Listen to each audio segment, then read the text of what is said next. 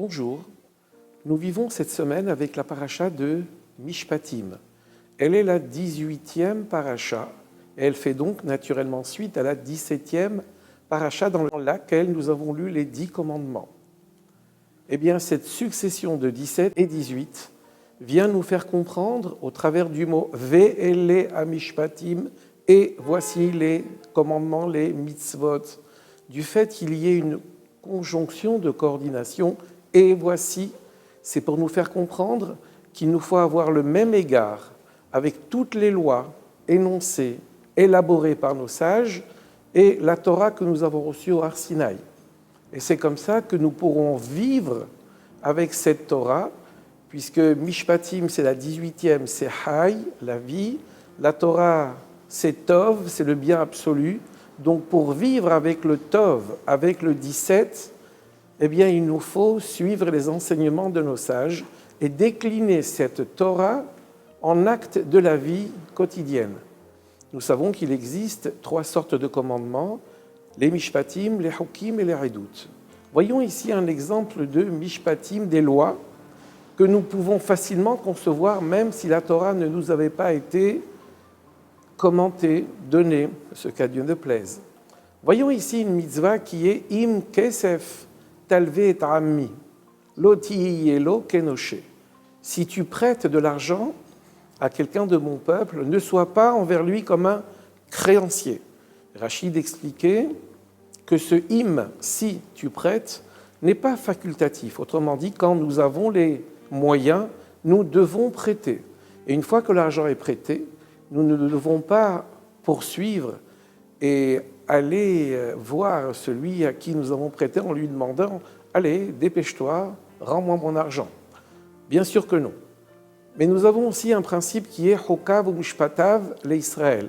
C'est que toutes les mitzvot, tous les commandements que Dieu nous demande d'appliquer, il se les applique à lui-même, avant. Et donc il a lui aussi, Dieu, ce commandement de prêter. Im kesef talve et rami.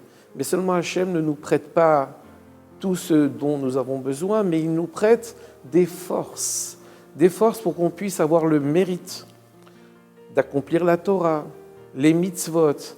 Et bien de la même façon que nous n'avons pas à réclamer à quelqu'un le prêt que nous lui avons consenti, Dieu aussi ne peut pas être comme un nocher, comme un créancier, en venant nous dire « je vous ai accordé des forces, où sont les mitzvot, où sont les actions que j'attends de vous ?» Hachem attend avec patience que nous ayons le temps de lui rendre sous forme de Torah et de mitzvot toutes les forces qu'il nous a accordées. Et bien sûr que là, c'est un acte de mansuétude, un acte de générosité tout à fait important. Nous allons donner un exemple qui va illustrer ce commandement-là.